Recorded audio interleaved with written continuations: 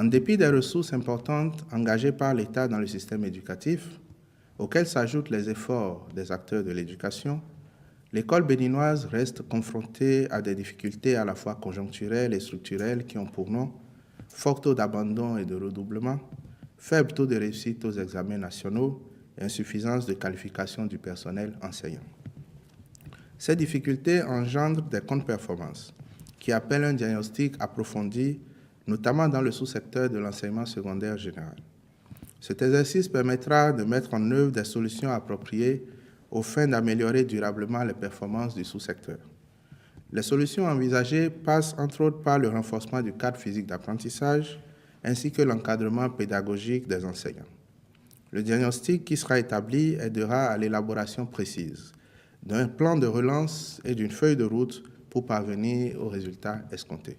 S'agissant de la maternelle et du primaire, le diagnostic physique a déjà été réalisé et est disponible. Par contre, les évaluations au plan intellectuel ont souffert d'insuffisances qui n'ont pas permis d'identifier les besoins de renforcement de capacité avec pertinence. Il apparaît donc nécessaire de reprendre l'évaluation des capacités du personnel enseignant de ce sous-secteur dans des conditions plus adéquates. Contractualisation pour la conception, le suivi et le contrôle d'un dispositif opérationnel pour la propriété urbaine des communes d'Abomey-Calavi, Cotonou, Porto Novo, Semek-Bodji et Ouidah.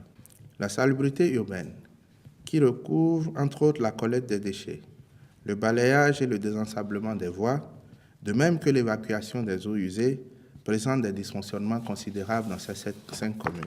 C'est pourquoi le Conseil des ministres a décidé de réorganiser en plusieurs secteurs les villes de Cotonou, de Porto Novo, les principales rues d'Abomey-Calavi, Semek-Bodji et Ouidah, en vue d'une meilleure prise en charge et de prioriser le balayage manuel des voiries revêtues. De confier le balayage des rues et le désherbage des espaces publics à des entreprises locales, des coopératives et groupements d'intérêt économique. Pour opérationnaliser cette nouvelle approche, il a autorisé le recours au groupement des cabinets IRC Consulting et Gyrus GE.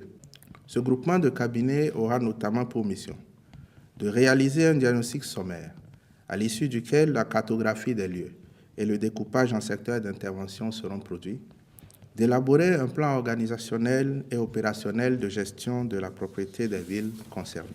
Création du comité interministériel pour l'accompagnement et le financement de l'entrepreneuriat de croissance.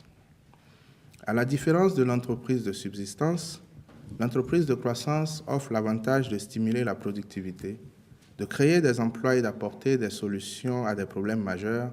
Dans cette perspective, le gouvernement a pris l'option de s'engager pour le développement de l'entrepreneuriat de croissance pour apporter une solution à la préoccupation que constitue l'emploi des jeunes. Afin d'atteindre les objectifs qu'il s'est fixés, le gouvernement met en place un dispositif d'accompagnement et de financement de l'entrepreneuriat innovant à fort impact social. Ce dispositif prend en considération les autres initiatives déjà en cours pour la promotion de l'entrepreneuriat dans notre pays. C'est pourquoi un comité interministériel est créé dont la mission sera de proposer et de superviser la mise en œuvre rapide et efficace de la stratégie du gouvernement pour l'accompagnement et le financement de l'entrepreneuriat de croissance.